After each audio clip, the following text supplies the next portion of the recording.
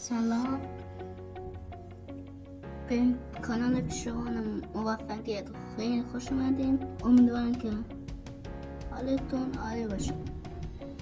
امروز اومدیم با یکی از جذاب‌ترین و پرکاربردترین مفاهیم فیزیک دهم یعنی انرژی جنبشی کار کنیم. آماده اید که این مبحث رو مثل مبحث‌های بعدی در زیر 10 دقیقه گرد بدیم. پس بزنیم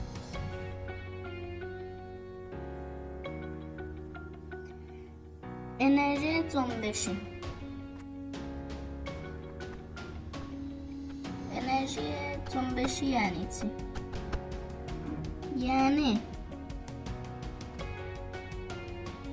یک جسم به دلیل حرکتش دارای انرژی جنبشی میباشه. یعنی چی؟ یعنی هر جسم متحرکی دارای انرژی جنبشی است و جسم ساکن انرژی جنبشی صفر دارد است. خب انرژی جنبشی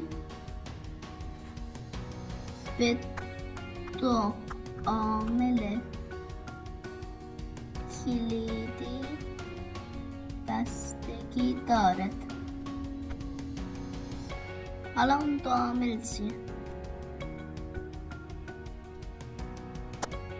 یکیش جرم، دومش سرعت. جرم انرژی جنبشی با جرم متناسب است و سرعت انرژی جنبشی با مجموع سرعت جسم متناسب است.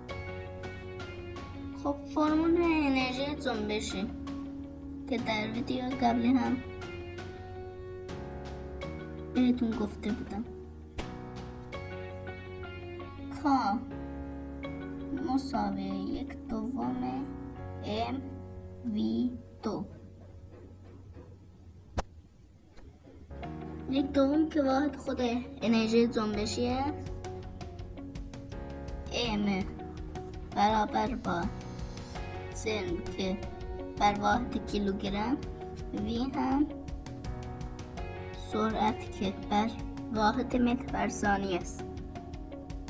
خب امیدوارم خسته نشده باشین و از این توضیح کوتاه و مفید درباره انرژی جنبشی امیدوارم براتون کاملا روشن شده باشه.